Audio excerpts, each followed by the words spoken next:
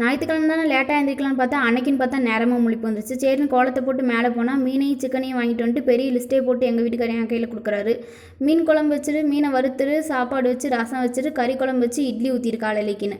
சரி எல்லாத்துக்கும் தேவை இஞ்சி பூண்டு பேஸ்ட்டுன்னு அதை ஃபஸ்ட்டு அரைச்சி வச்சுட்டு கறி எடுத்து கழுவி ஒரு பக்கம் குழம்பு வச்சுட்டு இன்னொரு பக்கம் இட்லி ஊற்றி வச்சிட்டேன். இட்லி வேகிறதுக்குள்ளேயே பசிக்குதுன்னு அவசரம். ஏன்னா காலையில் எந்திரிச்சதே லேட்டு தானே, பசிக்காமையாக இருக்கும்.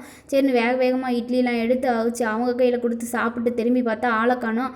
2 பேரும் சாப்பிட்டு பெட்ரூமில் போய் படுத்து தூங்கிட்டாங்க. சரி நமக்கு தான் லஞ்ச் வேலை இருக்கேன்னு கிச்சனுக்கு வந்து லஞ்ச் வேலையை ஆரம்பிச்சிட்டேன்.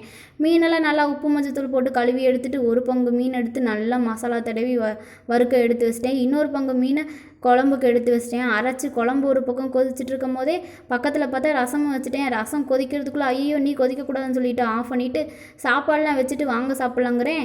எந்திரிச்சு வந்துட்டு இல்லை காலையில் சாப்பிட்டதே லேட்டு தான், மதியம் லேட்டாக சாப்பிட்டுக்கலாங்கிறாங்க. சரின்னு ஆக்கின சாப்பாடெலாம் ஹாட் பாக்ஸில் போட்டு நானும் போயிட்டேங்க.